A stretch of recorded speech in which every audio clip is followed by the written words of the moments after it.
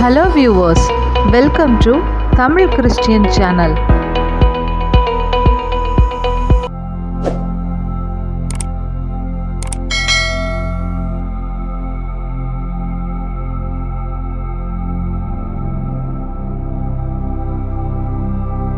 தூய லூக்கா எழுதிய நற்செய்தி அதிகாரம் 1 இறை வார்த்தைகள் 39 முதல் 45 வரை.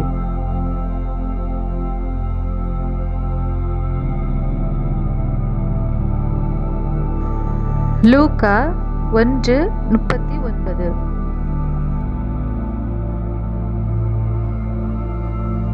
அதன்பின் மரியா புறப்பட்டு யூதேய மலைநாட்டிலுள்ள ஓர் ஊருக்கு விரைந்து சென்றார்.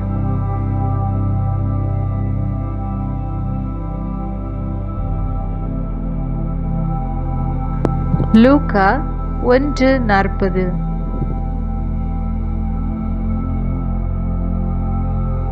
அவர் செக்கரியாவின் வீட்டை அடைந்து எலிசபெத்தை வாழ்த்தினார்.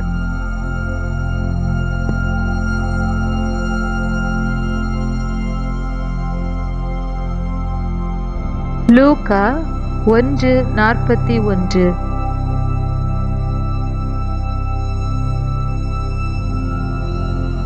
மரியாவின் வாழ்த்தை எலிசபெத்து கேட்டபொழுது அவர் வயிற்றில் இருந்த குழந்தை மகிழ்ச்சியால் துள்ளிற்று. எலிசபெத்து தூய ஆவியால் முற்றிலும் ஆட்கொள்ளப்பட்டார்.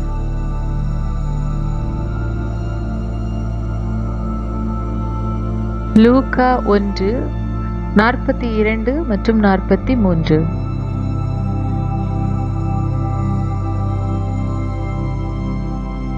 அப்போது அவர் உரத்த குரலில், பெண்களுக்குள் நீர் ஆசி பெற்றவர், வயிற்றில் வளரும் குழந்தையும் ஆசி பெற்றதே. என் ஆண்டவரின் தாய் என்னிடம் வர நான் யார்?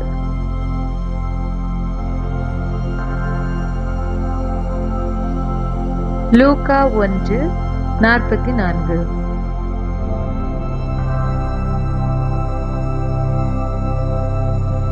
வாழ்த்துரை என் காதில் விழுந்ததும் என் வயிற்றினுள்ளே குழந்தை பேறு வகையால் துள்ளிற்று.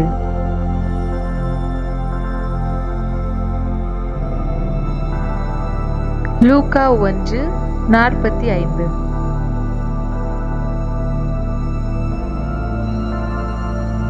ஆண்டவர் உமக்கு சொன்னவை நிறைவேறும் என்று நம்பிய நீர் பேறு பெற்றவர் என்றார்.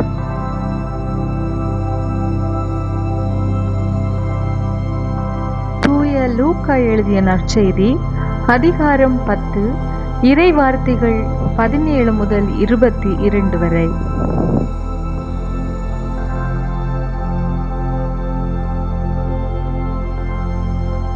பின்னர் 72 பேரும் மகிழ்வுடன் திரும்பி வந்து, ஆண்டவரே, உமது பெயரை சொன்னால் பேய்கள் கூட எங்களுக்கு அடிபணிகின்றன என்றனர்.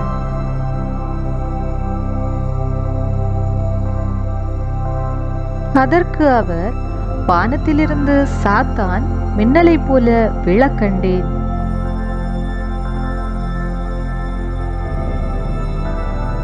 பாம்புகளையும் தேள்களையும் மிதிக்கவும் பகைவரின் வல்லமை அனைத்தையும் வெல்லவும் உங்களுக்கு அதிகாரம் கொடுத்திருக்கிறேன். உங்களுக்கு எதுவுமே தீங்கு விளைவிக்காது.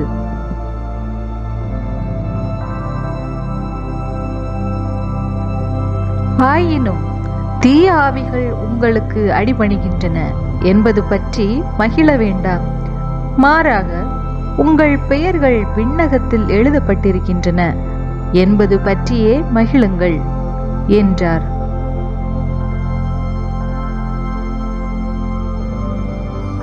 அந்நேரத்தில் இயேசு தூய ஆவியால் பேறு வகை அடைந்து, தந்தையே, விண்ணுக்கும் மண்ணுக்கும் ஆண்டவரே, உம்மை போற்றுகிறேன். ஏனெனில் ஞானிகளுக்கும் அறிஞர்களுக்கும் இவற்றை மறைத்து குழந்தைகளுக்கு வெளிப்படுத்தினீர். ஆம் தந்தையே, இதுவே உமது திருவுளம் என்றார்.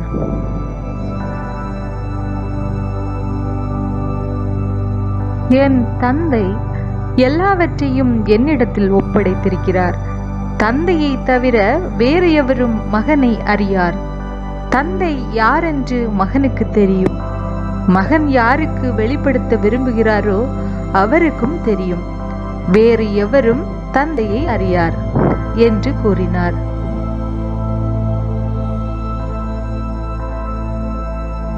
தூய யோவான் எழுதிய நற்செய்தி அதிகாரம் 16 இறைவார்த்தைகள் 19 முதல் 24 வரை.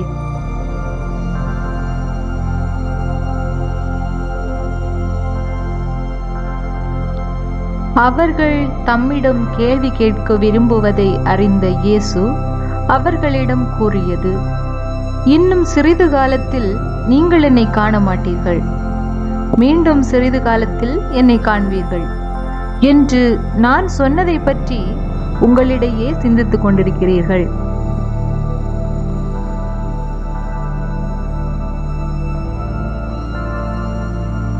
உறுதியாக உங்களுக்கு சொல்கிறேன், நீங்கள் அழுவீர்கள், புலம்புவீர்கள், அப்போது உலகம் மகிழும். நீங்கள் துயருறுவீர்கள், ஆனால் உங்கள் துயரம் மகிழ்ச்சியாக மாறும்.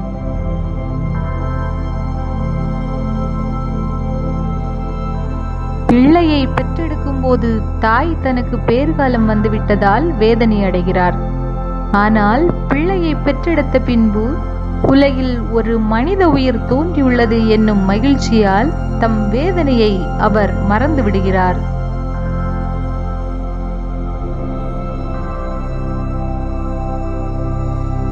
இப்போது நீங்களும் துயருறுகிறீர்கள், ஆனால் நான் உங்களை மீண்டும் காணும்போது உங்கள் உள்ளம் மகிழ்ச்சி அடையும். உங்கள் மகிழ்ச்சியை யாரும் உங்களிடமிருந்து நீக்கிவிட முடியாது.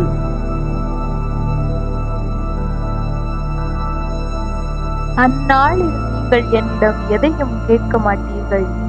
நீங்கள் என் பெயரால் தந்தையிடம் கேட்பதை எல்லாம் அவர் உங்களுக்கு தருவார் என உறுதியாக உங்களுக்கு சொல்கிறேன்.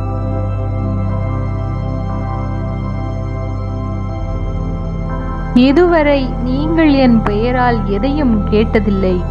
கேளுங்கள், பெற்றுக்கொள்வீர்கள். அப்போது உங்கள் மகிழ்ச்சியும் நிறைவடையும்.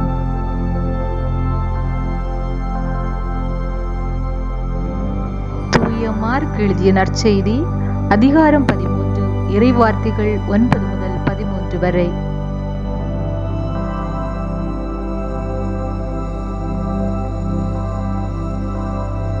நீங்கள் கவனமாயிருங்கள். உங்களை யூத சங்கங்களிடம் ஒப்புவிப்பார்கள். தொழுகை கூடங்களில் உங்களை நயை பிடிப்பார்கள். என் பொருட்டு ஆளுநர் முன்னும் அரசர் முன்னும் நிறுத்தப்பட்டு அவர்கள் முன் எனக்கு சான்று பகர்வீர்கள்.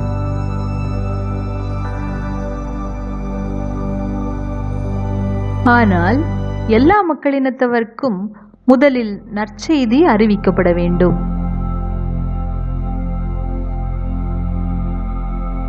அவர்கள் உங்களை கைது செய்து கொண்டு செல்லும் போது என்ன பேசுவது என நீங்கள் முன்னதாகவே கவலைப்பட வேண்டாம். அந்த நேரத்தில் உங்களுக்கு அருளப்படுவதையே பேசுங்கள். ஏனெனில் பேசுவோர் நீங்கள் அல்ல, மாறாக தூய ஆவியாரே.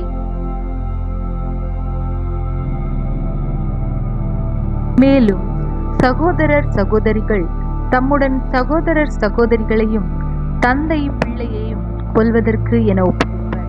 பிள்ளைகள் பெற்றோருக்கு எதிராக எழும்பி அவர்களை கொல்வார்கள்.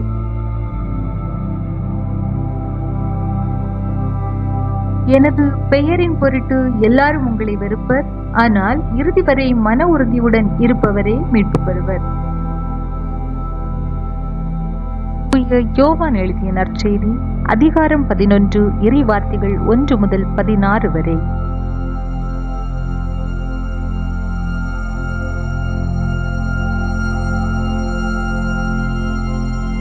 பெத்தானியாவில் வாழ்ந்து வந்த லாசர் என்னும் ஒருவர் நோயுற்றிருந்தார்.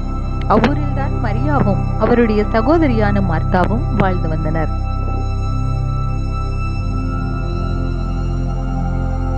இந்த மரியாதான் ஆண்டவர் மேல் நறுமண தைலம் பூசி தமது கூந்தலால் அவரின் காலடிகளை துடைத்தவர். நோயுற்றிருந்த லாசர் இவருடைய சகோதரர்.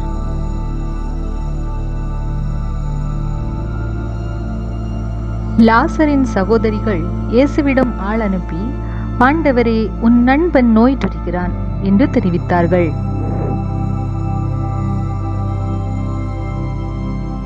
அவர் இதை கேட்டு, இந்நோய் சாவில் போய் முடியாது, கடவுளின் மாட்சி விளங்கவே இவன் நோயுற்றான், இதனால் மானிட மகனும் மாட்சி பெறுவார் என்றார்.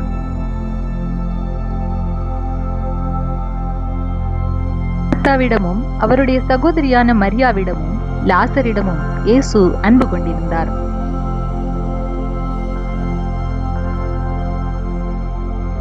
லாசர் நோயுற்றிருந்ததை கேள்விப்பட்ட பிறகு தாம் இருந்த இடத்தில் இன்னும் 2 நாள் அவர் தங்கியிருந்தார்.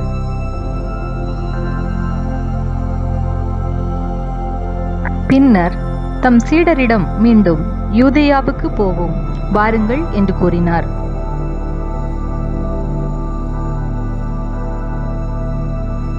அவருடைய சீடர்கள் அவரிடம், ரபி, இப்போதுதானே யூதர்கள் உம்மேல் கல்லறிய முயன்றார்கள், மீண்டும் அங்கு போகிறீரா என்று கேட்டார்கள்.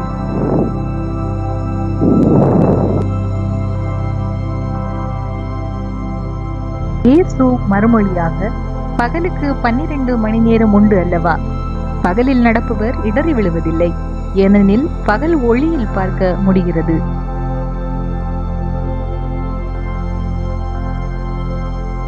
ஆனால் இரவில் நடப்பவர் இடறி விழுவார், ஏனெனில் அப்போது ஒளி இல்லை என்றார்.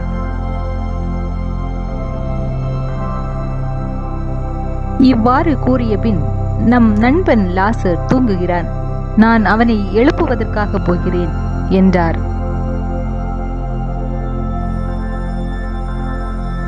அவருடைய சீடர் அவரிடம், ஆண்டவரே, அவர் தூங்கினால் நலமடைவார் என்றனர்.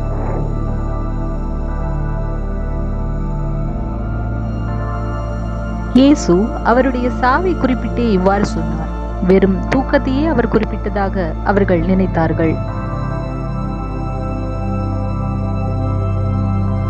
அப்போது இயேசு அவர்களிடம், லாசர் இறந்து விட்டான் என்று வெளிப்படையாக சொல்லிவிட்டு,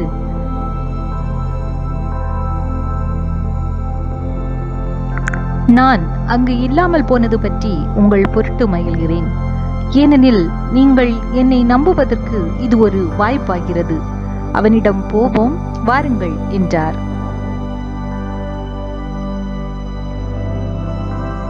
திதிம் என்னும் தோமா தம்முடன் சீடரிடம், நாமும் செல்வோம், அவரோடு இறப்போம் என்றார். மார்க் எழுதிய நற்செய்தி அதிகாரம் 1 இறைவார்த்தைகள் 13 முதல் 19 வரை.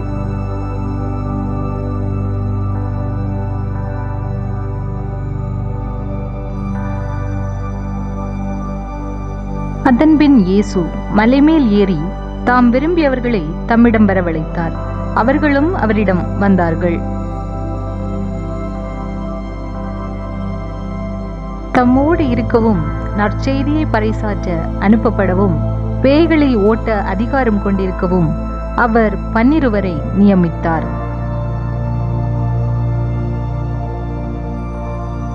அவர்களுக்கு திருத்தூதர் என்றும் பெயரிட்டார். அவர் ஏற்படுத்திய 12 முறையே பேதுரு என்று அவர் பெயரிட்ட சீமோன்,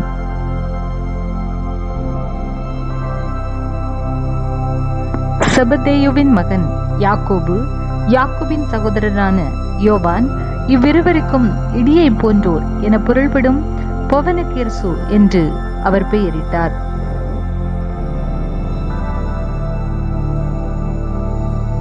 அந்திரேயா, பிலிப்பு, பர்த்தலமேயு, மத்தேயு, தோமா, அல்பேயுவின் மகன் யாக்கோபு, ததேயு, தீவிரவாதியாயிருந்த சீமோன், இயேசுவை காட்டிக் கொடுத்த யூதாசு, இஸ்காரியோத் என்பவர் ஆவார். மார்க் எழுதிய நற்செய்தி அதிகாரம் 8 இறைவார்த்தைகள் 34 முதல் 38 வரை.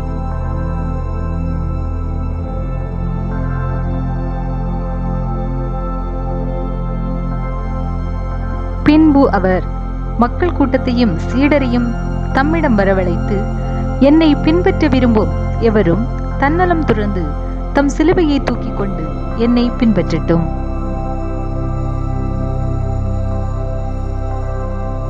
ஏனெனில் தம் உயிரை காத்துக்கொள்ள விரும்பும் எவரும் அதை இழந்து விடுவார். என் பொருட்டும் நற்செய்தியின் பொருட்டும் தம் உயிரை இழக்கும் எவரும் அதை காத்துக்கொள்வார்.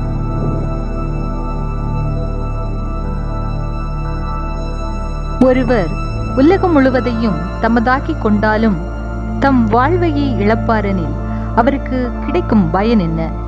அவர் தம் வாழ்வுக்கு ஈடாக எதை கொடுப்பார்?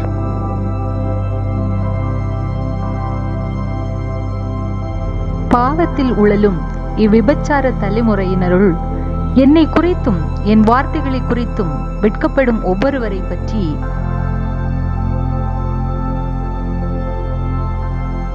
மானிட மகனும் தம்முடைய தந்தையின் மாட்சியோடு தூய வானதூதருடன் வரும்போது வெட்கப்படுவார் என்றார். தூய லூக்கா எழுதிய நற்செய்தி அதிகாரம் 14 இறை வார்த்தைகள் 25 முதல் 35 வரை.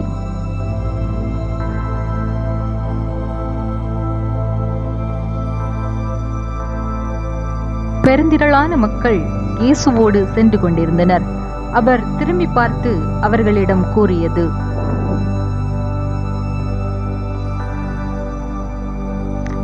என்னிடம் வருபவர் தம் தந்தை, தாய், மனைவி, பிள்ளைகள், சகோதரர், சகோதரிகள் ஆகியோரையும் ஏன் தம் உயிரையுமே என்னை விட மேலாக கருதினால் அவர் என் சீடராக இருக்க முடியாது.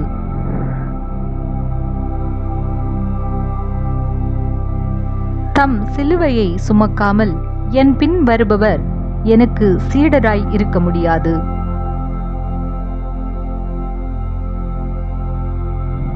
உங்களுள் யாராவது ஒருவர் கோபுரம் கட்ட விரும்பினால் முதலில் உட்கார்ந்து அதை கட்டி முடிக்க ஆகும் செலவை கணித்து அதற்கான பொருள் வசதி தம்மிடம் இருக்கிறதா என பார்க்க மாட்டாரா?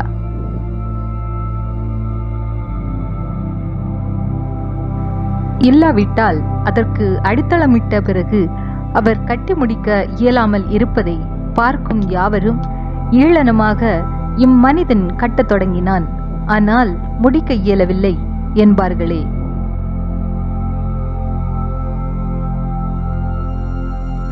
வேறு ஓர் அரசரோடு போர் தொடுக்க போகும் அரசர் ஒருவர் 20,000 பேருடன் தமக்கு எதிராக வருபவரை 10,000 பேரை கொண்டு எதிர்க்க முடியுமா என்று முதலில் உட்கார்ந்து சிந்தித்து பார்க்க மாட்டாரா?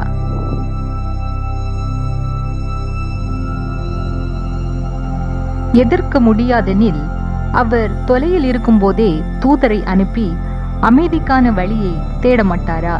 அப்படியே உங்களுள் தம் உடைமையை எல்லாம் விட்டுவிடாத எவரும் என் சீடராய் இருக்க முடியாது.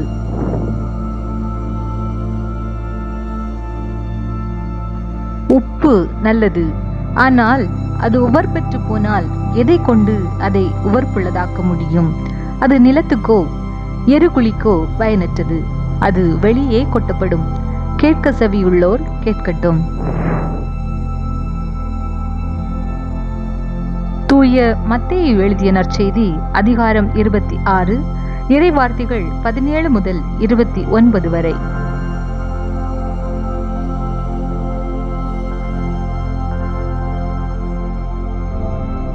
புளிப்பற்ற அப்ப விழாவின் முதல் நாளில் சீடர்கள் இயேசுவை அணுகி வந்து, நீர் பாஸ்கா விருந்துண்ண நாங்கள் எங்கே ஏற்பாடு செய்ய வேண்டும் என விரும்புகிறீர் என்று கேட்டார்கள்.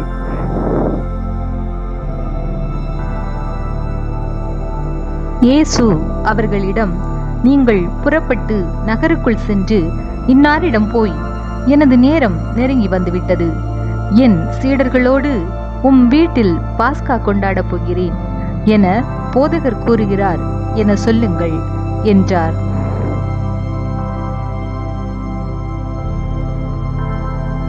இயேசு தங்களுக்கு பணித்தபடியே சீடர்கள் செயல்பட்டு பாஸ்கா விருந்துக்கு ஏற்பாடு செய்தார்கள். மாலை வேளையானதும் அவர் 12 பந்தியில் அமர்ந்தார்.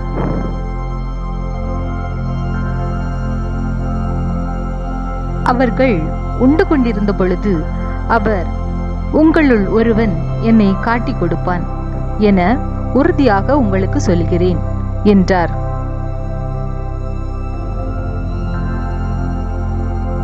அப்பொழுது அவர்கள் மிகவும் வருத்தமுற்றவர்களாய், ஆண்டவரே, அது நானோ என ஒவ்வொருவரும் அவரிடம் கேட்கத் தொடங்கினார்கள்.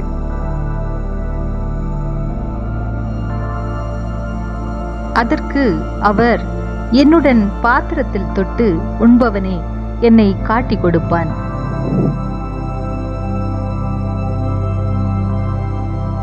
மானிட மகன் தம்மை பற்றி மறைநூலில் எழுதியுள்ளபடியே போகிறார். ஆனால் ஐயோ, அவரை காட்டிக் கொடுக்கிறவனுக்கு கேடு! அம்மனிதன் பிறவாதிருந்தால் அவனுக்கு நலமாயிருந்திருக்கும் என்றார்.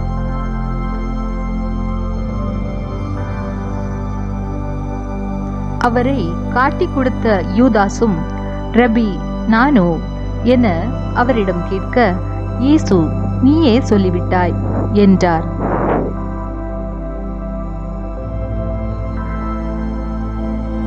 அவர்கள் உணவருந்தி கொண்டிருந்த பொழுது இயேசு அப்பத்தை எடுத்து கடவுளை போற்றி அதை பிட்டு சீடருக்கு கொடுத்து, இதை பெற்று உண்ணுங்கள், இது எனது உடல் என்றார்.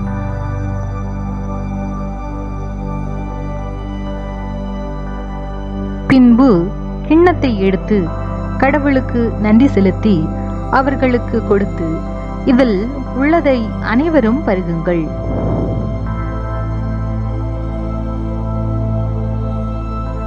ஏனெனில் இது எனது உடன்படிக்கையின் இரத்தம், பலருடைய பாவ மன்னிப்புக்காக சிந்தப்படும் இரத்தம். இனிமேல் என் தந்தையின் ஆட்சி வரும் அந்நாளில்தான் நான் உங்களோடு திராட்சை பழ ரசத்தை குடிப்பேன், அதுவரை குடிக்க மாட்டேன் என நான் உங்களுக்கு சொல்கிறேன் என்றார். மார்க் எழுதிய நற்செய்தி அதிகாரம் 10 இறை வார்த்தைகள் 23 முதல் 31 வரை.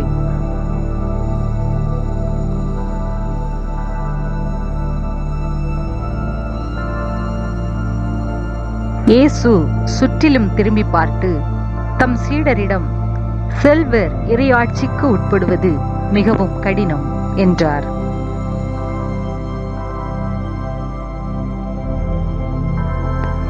சீடர்கள் அவர் சொன்னதை கேட்டு திகைப்புக்குள்ளானார்கள். மீண்டும் இயேசு அவர்களை பார்த்து, பிள்ளைகளே, செல்வர்கள் இறையாட்சிக்கு உட்படுவது மிகவும் கடினம்.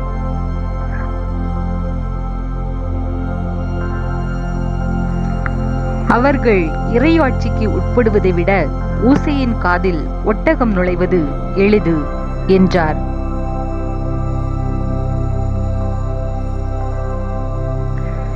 சீடர்கள் மிகவும் வியப்பில் ஆழ்ந்தவர்களாய், பின் யார்தாம் மீட்பு பெற முடியும் என்று தங்களிடையே பேசிக் கொண்டார்கள்.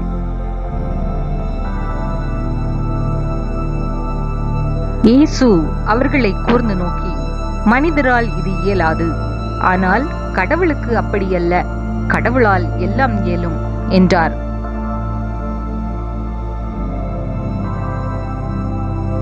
அப்போது பேதுரு அவரிடம், பாரும், நாங்கள் எல்லாவற்றையும் விட்டுவிட்டு உம்மை பின்பற்றியவர்களாயிற்றே என்று சொன்னார்.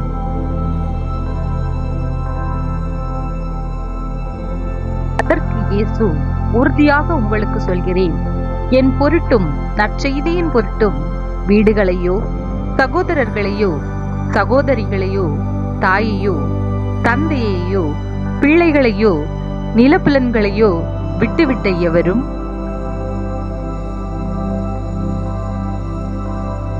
இம்மையில் 100 மடங்காக வீடுகளையும் சகோதரர்களையும் சகோதரிகளையும் தாயையும் நிலப்புலன்களையும் இவற்றோடு கூட இன்னல்களையும் மறுமையில் நிலை வாழ்வையும் பெறாமல் போகார்.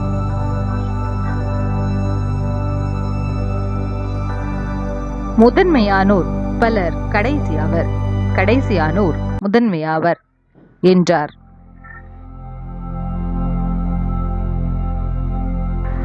தூய யோவான் எழுதிய நற்செய்தி அதிகாரம் 10 இறை வார்த்தைகள் 31 முதல் 42 வரை.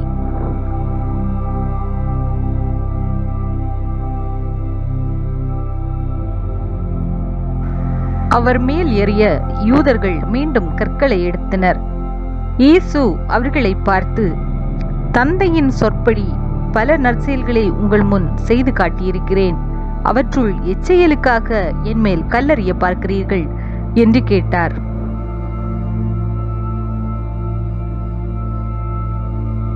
யூதர்கள் மறுமொழியாக, நற்செயல்களுக்காக அல்ல, இறைவனை பழித்துரைத்ததற்காகவே உன்மேல் கல்லறிகிறோம். ஏனெனில் மனிதனாகிய நீ உன்னையே கடவுளாக்கிக் கொள்கிறாய் என்றார்கள். இயேசு அவர்களை பார்த்து, நீங்கள் தெய்வங்கள் என நான் கூறினேன் என்று உங்கள் மறைநூலில் எழுதியுள்ளது அல்லவா?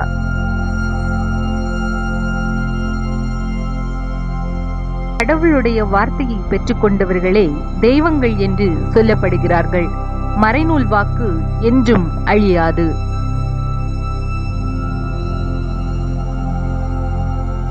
அப்படியானால் தந்தையால் அர்ப்பணிக்கப்பட்டு அவரால் உலகுக்கு அனுப்பப்பட்ட நான் என்னை இறைமகன் என்று சொல்லிக் கொண்டதற்காக இறைவனை பழித்துரைக்கிறாய் என நீங்கள் எப்படி சொல்லலாம்?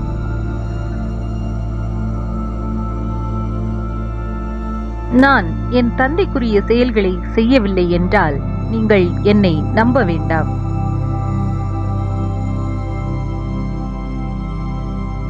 ஆனால் நான் அவற்றை செய்தால் என்னை நம்பாவிடினும் என் செயல்களையாவது நம்புங்கள். அதன் மூலம் தந்தை என்னுள்ளும் நான் அவருள்ளும் இருப்பதை அறிந்துணர்வீர்கள் என்றார்.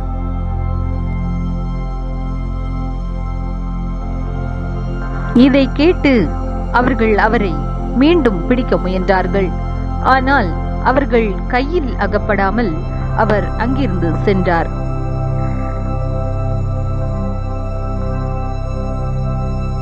யோர்தானுக்கு அப்பால் யோவான் முதலில் திருமுழுக்கு கொடுத்து வந்த இடத்திற்கு இயேசு மீண்டும் சென்று அங்கு தங்கினார்.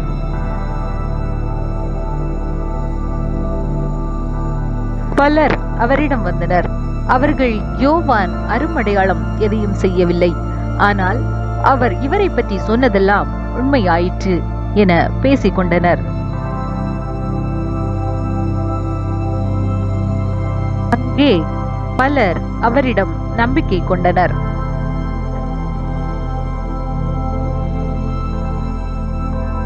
தூய லூக்கா எழுதிய நற்செய்தி அதிகாரம் 9 இறை வார்த்தைகள் 1 முதல் 6 வரை.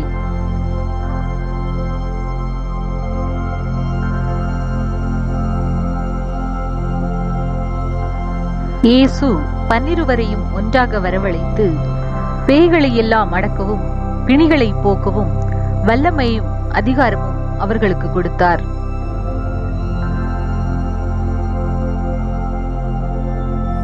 இறையாட்சி பற்றி பறைசாற்றவும் உடல் நலம் குன்றியோரின் பிணி தீர்க்கவும் அவர்களை அனுப்பினார்.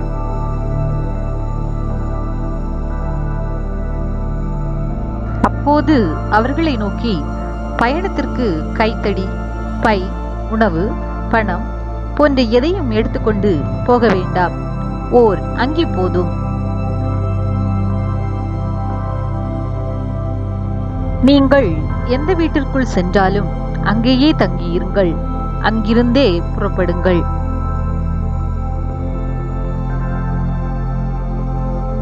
உங்களை ஏற்றுக்கொள்ளாதவர்களுடைய நகரை விட்டு புறப்படும் போது உங்கள் கால்களில் படிந்துள்ள தூசியை உதறிவிடுங்கள்.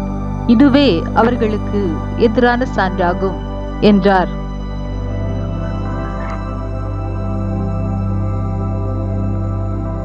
அவர்கள் ஊர் ஊராக சென்று எங்கும் நற்செய்தியை அறிவித்து நோயாளிகளை குணமாக்கினார்கள். தூய லூக்கா எழுதிய நற்செய்தி அதிகாரம் 4 இறை வார்த்தைகள் 14 முதல் 22 வரை.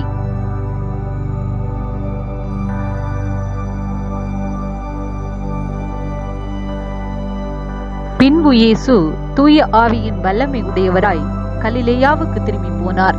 அவரை பற்றிய பேச்சு சுற்றுப்புறமெங்கும் பரவியது.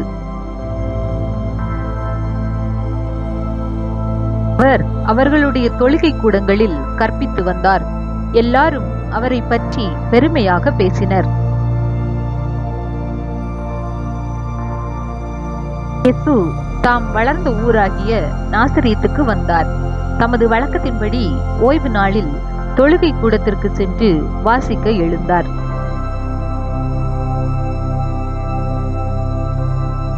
இறைவாக்கினர் எசையாவின் சுருளேடு அவரிடம் கொடுக்கப்பட்டது.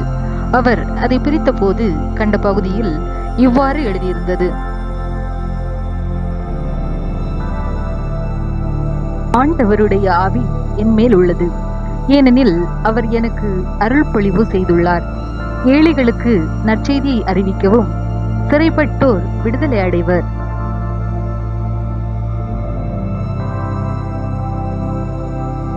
பார்வையற்றோர் பார்வை பெறுவர் என முழக்கமிடவும், ஒடுக்கப்பட்டோரை விடுதலை செய்து அனுப்பவும்,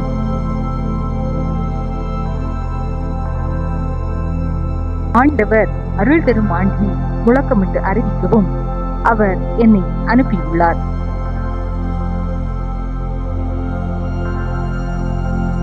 பின்னர் அந்த ஏட்டை சுருட்டி ஏவலரிடம் கொடுத்துவிட்டு அமர்ந்தார். தொழுகை கூடத்தில் இருந்தவர்களின் கண்கள் அனைத்தும் அவரையே ஒற்று நோக்கி இருந்தன.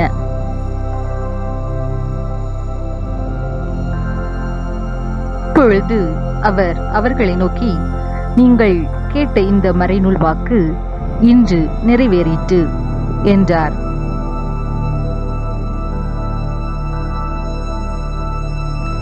அவர் வாயிலிருந்து வந்த அருள்மொழிகளை கேட்டு வியப்புற்று, இவர் யோசேப்பின் மகன் அல்லவா என கூறி எல்லாரும் அவரை பாராட்டினர்.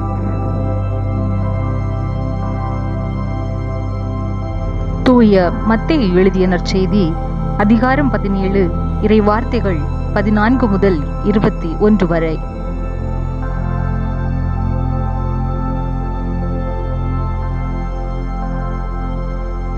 அவர்கள் மக்கள் கூட்டத்தினரிடம் வந்தபோது ஒருவர் அவரை அணுகி அவர் முன் முழந்தாள் படியிட்டு, ஐயா, என் மகனுக்கு இரங்கும்.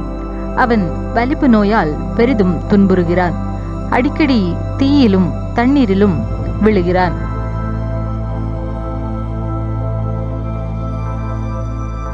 உம் சீடர்களிடம் அவனை கொண்டு வந்தேன்.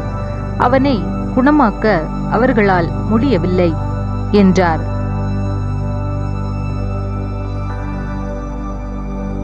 அதற்கு இயேசு, நம்பிக்கையற்ற சீரழிந்த தலைமுறையினரே, எவ்வளவு காலம் நான் உங்களோடு இருக்க இயலும்? எவ்வளவு காலம் நான் உங்களை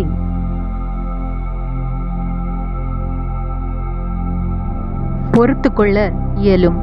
அவனை என்னிடம் இங்கே கொண்டு வாருங்கள் என்று கூறினார்.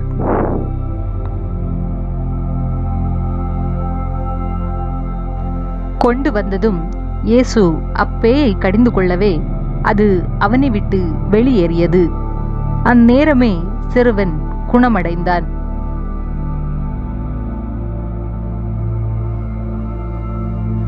பின்பு சீடர்கள் தனிமையாக இயேசுவை அணுகி வந்து, அதை ஏன் எங்களால் ஓட்ட இயலவில்லை என்று கேட்டார்கள்.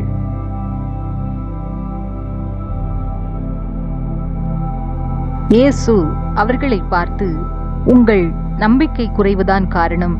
உங்களுக்கு கடுகளவு நம்பிக்கை இருந்தால் நீங்கள் இம்மலையை பார்த்து,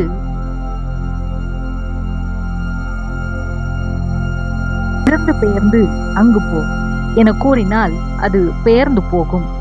உங்களால் முடியாதது ஒன்றும் இராது என நான் உங்களுக்கு சொல்லுகிறேன்.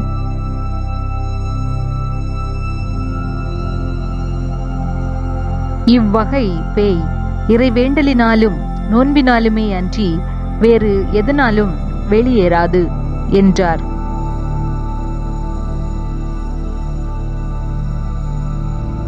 தூய மத்தேயு எழுதிய நற்செய்தி அதிகாரம் 10 இறை வார்த்தைகள் 16 முதல் 22 வரை.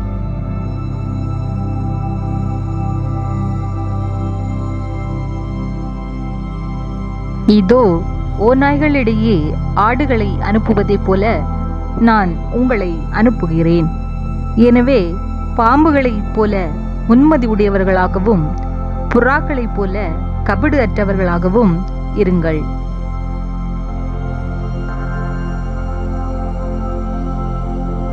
எச்சரிக்கையாக இருங்கள், ஏனெனில் மனிதர்கள் உங்களை யூத சங்கங்களிடம் ஒப்புவிப்பார்கள். தங்கள் தொழுகை கூடங்களில் உங்களை சாட்டையால் அடிப்பார்கள்.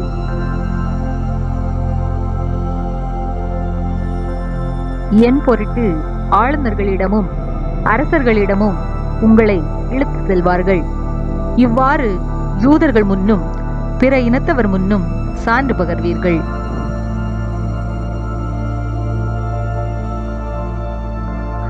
இப்படி அவர்கள் உங்களை ஒப்புவிக்கும் பொழுது என்ன பேசுவது, எப்படி பேசுவது என நீங்கள் கவலைப்பட வேண்டாம். நீங்கள் என்ன பேச வேண்டும் என்பது அந்நேரத்தில் உங்களுக்கு அருளப்படும்.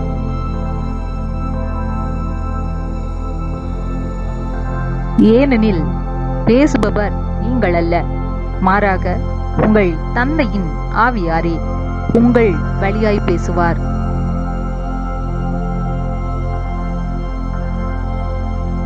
சகோதரர் சகோதரிகள் தம்முடன் சகோதரர் சகோதரிகளையும் தந்தையர் பிள்ளைகளையும் கொல்வதற்கென ஒப்புவிப்பார்கள்.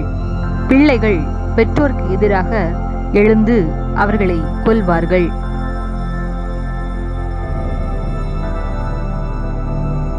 பெயரின் பொருட்டு உங்களை எல்லாரும் வெறுப்பர்.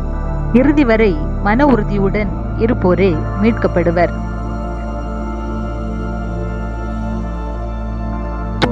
மார்க் எழுதிய நற்செய்தி அதிகாரம் 3 இறைவார்த்தைகள் 1 முதல் 12 வரை.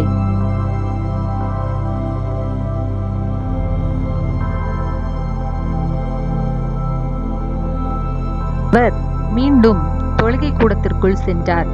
அங்கே கை சூம்பியவர் ஒருவர் இருந்தார்.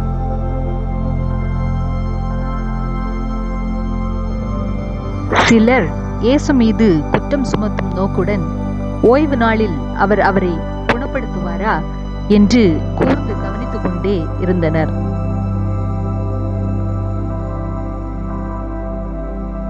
இயேசு கை சோம்பியவரை நோக்கி, எழுந்து நடுவே நில்லும் என்றார்.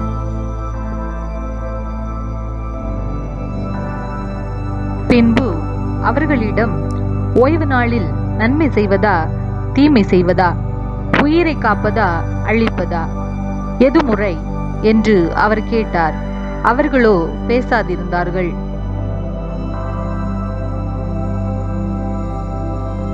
சினத்துடன் அவர்களை சுற்றிலும் திரும்பி பார்த்து அவர்களது பிடிவாத உள்ளத்தை கண்டு வருந்தி கை சூம்பியவரை நோக்கி, கையை நீட்டும் என்றார். அவர் நீட்டினார்.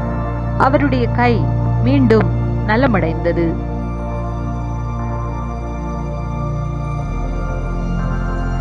உடனே பரிசேயர் வெளியேறி ஏரோதியரோடு சேர்ந்து இயேசுவை எப்படி ஒழிக்கலாம் என அவருக்கு எதிராக சூழ்ச்சி செய்தனர்.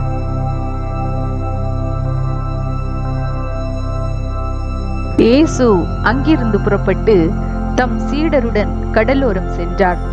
கலிலேயாவிலிருந்து பெருந்திரளான மக்கள் அவரை பின்தொடர்ந்தனர். மேலும் யூதேயா,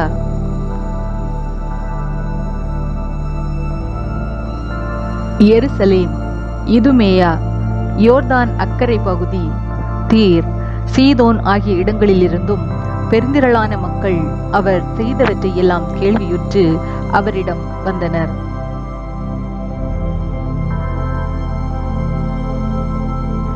மக்கள் கூட்டம் தம்மை நெருக்கிவிடாதவாறு தமக்காக படகு ஒன்றை முன்னேற்பாடாக வைத்திருக்குமாறு அவர் சீடருக்கு சொன்னார்.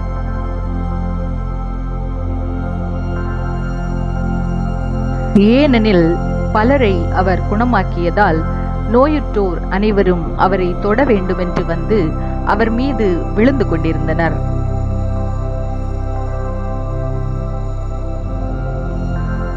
தீய ஆவிகளும் அவரை கண்டபோதே அவர் முன் விழுந்து, இறைமகன் நீரே என்று கத்தின.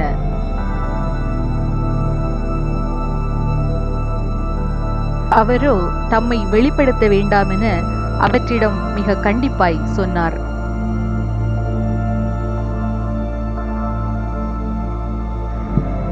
தூய யோவான் எழுதிய நற்செய்தி அதிகாரம் 19 இறை வார்த்தைகள் 31 முதல் 37 வரை.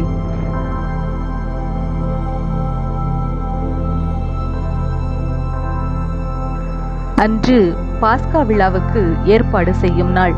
அடுத்த நாள் ஓய்வு நாளாகவும் பெருநாளாகவும் இருந்தது. எனவே அன்று சிலுவையில் உடல்கள் தொங்கலாகா என்பதற்காக கால்களை முறித்து சடலங்களை எடுத்து விடுமாறு யூதர்கள் பிலாத்திடம் கேட்டுக்கொண்டார்கள்.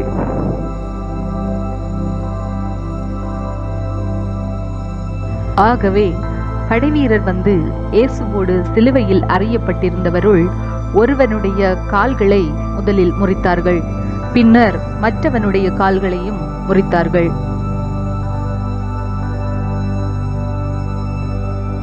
பின்பு அவர்கள் இயேசுவிடம் வந்தார்கள். அவர் ஏற்கனவே இறந்து போயிருந்ததை கண்டு அவருடைய கால்களை முறிக்கவில்லை.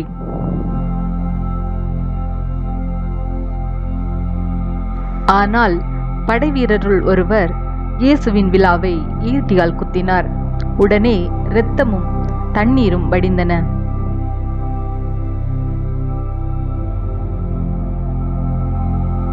இதை நேரில் கண்டவரே இதற்கு சாட்சி. அவரது சான்று உண்மையானதே. அவர் உண்மையை கூறுகிறார் என்பது அவருக்கு தெரியும். நீங்களும் நம்ப வேண்டும் என்பதற்காகவே அவர் இதை கூறுகிறார்.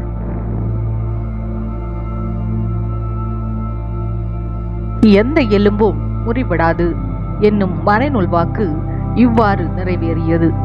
மேலும் தாங்கள் ஊடுருவ குத்தியவரை உற்று நோக்குவார்கள் என்றும் மறைநூல் கூறுகிறது. தூய மார்க் எழுதிய நற்செய்தி அதிகாரம் 4 இறை வார்த்தைகள் 1 முதல் 10 வரை.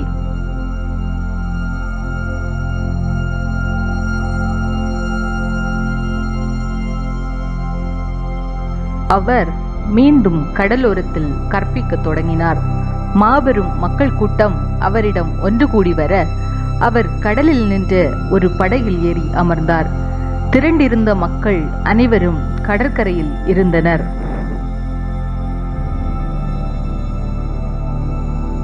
அவர் உவமைகள் வாயிலாக பலவற்றை அவர்களுக்கு கற்பித்தார். அவர் அவர்களுக்கு கற்பித்தது: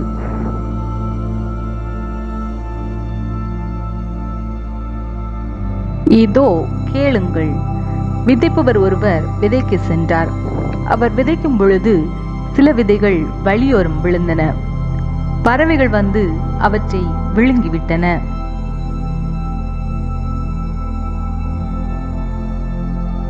வேறு சில விதைகள் மிகுதியாக மண் இல்லா பாறை பகுதிகளில் விழுந்தன.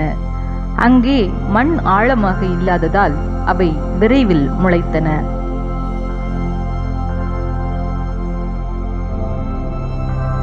ஆனால் கதிரவன் மேலே எழ அவை காய்ந்து வேர் இல்லாமையால் கருகி போயின. மற்றும் சில விதைகள் முட்செடிகளிடையே விழுந்தன. முட்செடிகள் வளர்ந்து அவற்றை நெருக்கிவிடவே அவை விளைச்சலை கொடுக்கவில்லை.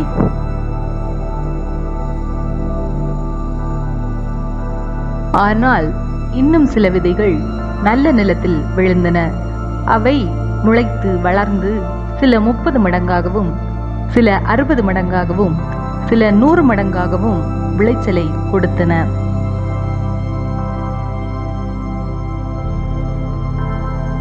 கேட்க செவியுள்ளோர் கேட்கட்டும். அவர் தனிமையான இடத்தில் இருந்தபோது அவரை சூழ்ந்து இருந்தவர்கள் 12 சேர்ந்து கொண்டு உவமைகளை பற்றி அவரிடம் கேட்டார்கள். தூய யோவான் எழுதிய நற்செய்தி அதிகாரம் 6 இறை வார்த்தைகள் 60 முதல் 69 வரை.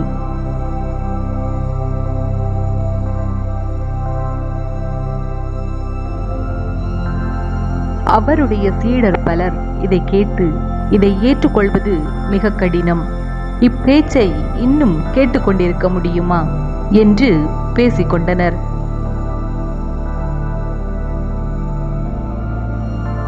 இது பற்றி தம் சீடர் முணுமுணுப்பதை இயேசு உணர்ந்து அவர்களிடம், நீங்கள் நம்புவதற்கு இது தடையாய் இருக்கிறதா?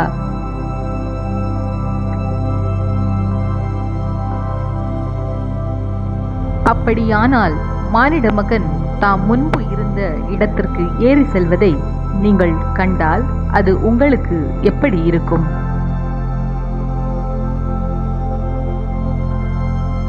வாழ்வு தருவது தூய ஆவியே. ஊனியல்பு ஒன்றுக்கும் உதவாது. நான் கூறிய வார்த்தைகள் வாழ்வு தரும் ஆவியை கொடுக்கின்றன.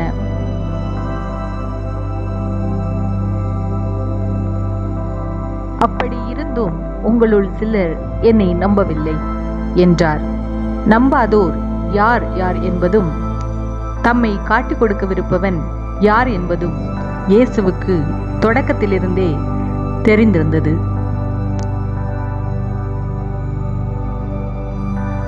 மேலும் அவர், இதன் காரணமாகத்தான் என் தந்தை அருள் கூர்ந்தாலன்றி யாரும் என்னிடம் வர இயலாது என்று உங்களுக்கு கூறினேன் என்றார். அன்றே இயேசுவின் சீடருள் பலர் அவரை விட்டு விலகினர். அன்று முதல் அவர்கள் அவரோடு சேர்ந்து செல்லவில்லை. இயேசு 12 சீடரிடம், நீங்களும் போய்விட நினைக்கிறீர்களா என்று கேட்டார்.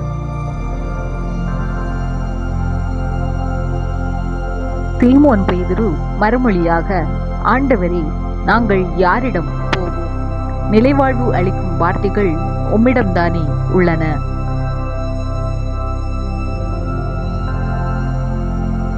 நீரே கடவுளுக்கு அர்ப்பணமானவர் என்பதை நாங்கள் அறிந்து கொண்டோம், அதை நம்புகிறோம் என்றார். தூய மார்க் எழுதிய நற்செய்தி அதிகாரம் 4 இறைவார்த்தைகள் 10 முதல் 20 வரை.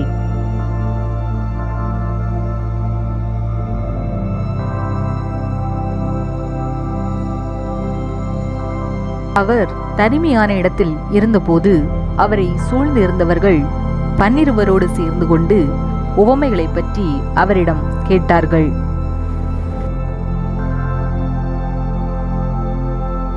அதற்கு இயேசு அவர்களிடம், இறையாட்சியின் மறைபொருளை அறிய உங்களுக்கு கொடுத்து வைத்திருக்கிறது.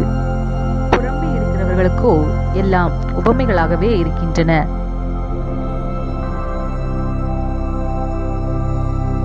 எனவே அவர்கள் ஒருபோதும் மனமாறி மன்னிப்பு பெறாதபடி கண்ணால் தொடர்ந்து பார்த்தும் கண்டு கொள்ளாமலும், காதால் தொடர்ந்து கேட்டும் கருத்தில் கொள்ளாமலும் இருப்பார்கள் என்று கூறினார்.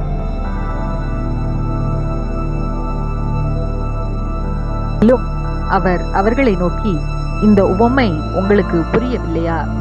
பின்பு எப்படி மற்ற உவமைகளை எல்லாம் நீங்கள் புரிந்து கொள்வீர்கள்?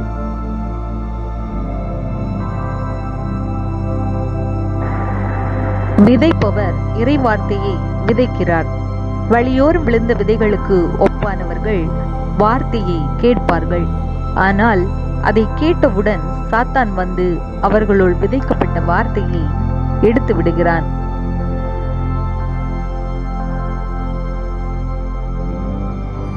பாறை பகுதியில் விதைக்கப்பட்ட விதைகளுக்கு ஒப்பானவர்கள் இறை வார்த்தையை கேட்டவுடன் அதை மகிழ்ச்சியோடு ஏற்றுக்கொள்வார்கள்.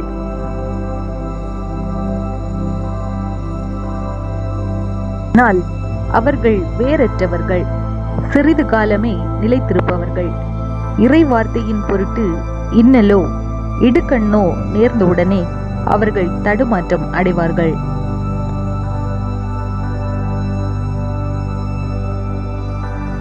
முட்செடிகளுக்கு இடையில் விதைக்கப்பட்ட விதைகளுக்கு ஒப்பானவர்கள் இறை வார்த்தையை கேட்டும் உலக கவலையும் செல்வ மாயையும் ஏனைய தீய ஆசைகளும் உட்புகுந்து அவ்வார்த்தையை நெருக்கி விடுவதால் பயனளிக்க மாட்டார்கள்.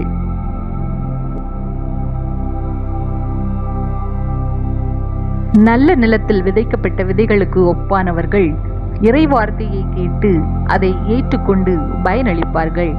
இவர்களுள் சிலர் 30 மடங்காகவும், சிலர் 60 மடங்காகவும், சிலர் 100 மடங்காகவும் பயனளிப்பர் என்றார். தூய யோவான் எழுதிய நற்செய்தி அதிகாரம் 6 இறை வார்த்தைகள் 41 முதல் 46 வரை.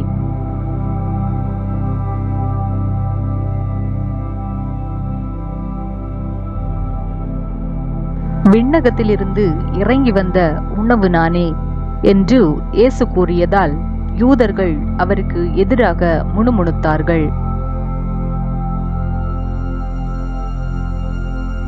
இவர் யோசேப்பின் மகனாகிய இயேசு அல்லவா? இவருடைய தாயும் தந்தையும் நமக்கு தெரியாதவர்களா? அப்படி இருக்க நான் விண்ணகத்திலிருந்து இறங்கி வந்தேன் என இவர் எப்படி சொல்லலாம் என்று பேசிக்கொண்டார்கள்.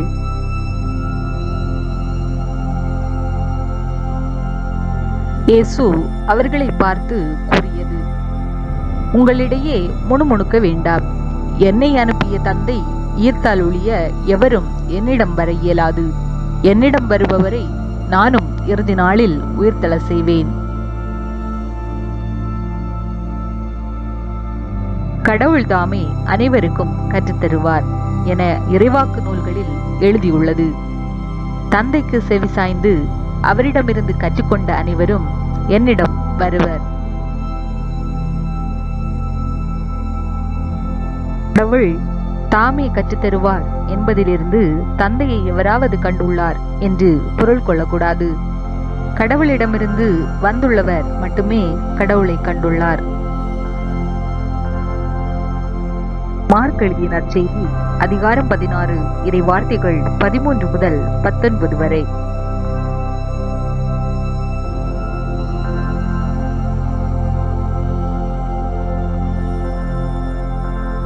அவர்கள் சென்று அதனை மற்றவர்களுக்கு அறிவித்தார்கள். அவர்கள் சொன்னதையும் சீடர்கள் நம்பவில்லை. இறுதியாக 11 பந்தியில் அமர்ந்திருந்த பொழுது அவர்களுக்கு இயேசு தோன்றினார். உயிருடன் எழுப்பப்பட்ட தம்மை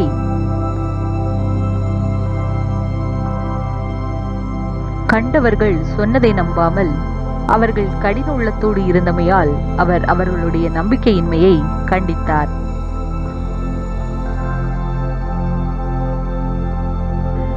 இயேசு அவர்களை நோக்கி, உலகெங்கும் சென்று படைப்பிற்கெல்லாம் நற்செய்தியை பறைசாற்றுங்கள்.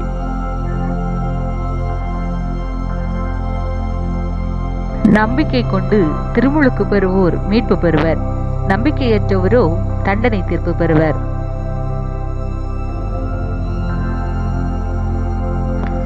நம்பிக்கை கொண்டோர் பின்வரும் அருமடையாளங்களை செய்வர். அவர்கள் என் பெயரால் பேய்களை ஓட்டுவர், புதிய மொழிகளை பேசுவர்,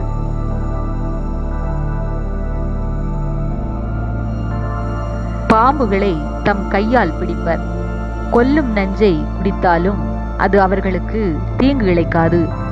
அவர்கள் உடல் நலமற்றோர் மீது கைகளை வைக்க அவர்கள் குணமடைவர் என்று கூறினார். இவ்வாறு அவர்களோடு பேசிய பின்பு ஆண்டவர் இயேசு விண்ணேற்றமடைந்து கடவுளின் வலப்புறம் அமர்ந்தார். தூய யோவான் எழுதிய நற்செய்தி அதிகாரம் 17 இறை வார்த்தைகள் 1 முதல் 8 வரை.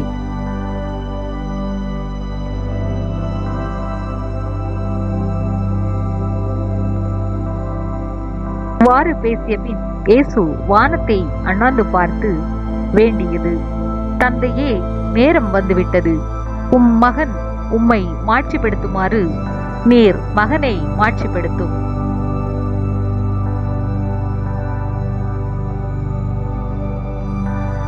ஏனெனில் நீர் அவரிடம் ஒப்படைத்தவர்கள் அனைவருக்கும் அவர் நிலைவாழ்வை அருளுமாறு மனிதர் அனைவர் மீதும் அவருக்கு அதிகாரம் அளித்துள்ளீர்.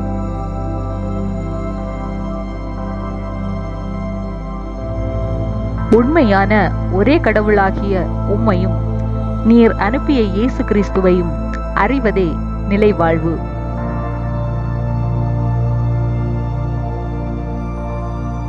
நான் செய்யுமாறு நீர் என்னிடம் ஒப்படைத்திருந்த வேலையை செய்து முடித்து நான் உம்மை உலகில் மாட்சிப்படுத்தினேன்.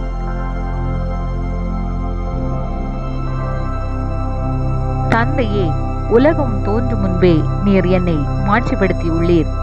இப்போது உம் திருமுன் அதே மாட்சியை எனக்கு தந்தருளும்.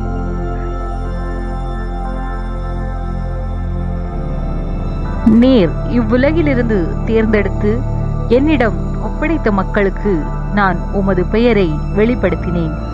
உமக்கு உரியவர்களாய் இருந்த அவர்களை நீர் என்னிடம் ஒப்படைத்தீர். அவர்களும் உம் வார்த்தைகளை கடைபிடித்தார்கள்.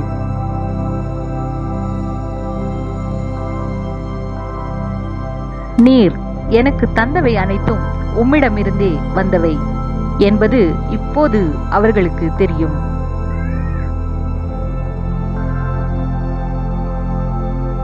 ஏனெனில் நீர் என்னிடம் சொன்னவற்றையே நான் அவர்களிடமும் சொன்னேன். அவர்களும் அதை ஏற்றுக்கொண்டு நான் உம்மிடமிருந்து வந்தேன் என்பதை உண்மையில் அறிந்து கொண்டார்கள். நீரே என்னை அனுப்பினீர் என்பதையும் நம்பினார்கள்.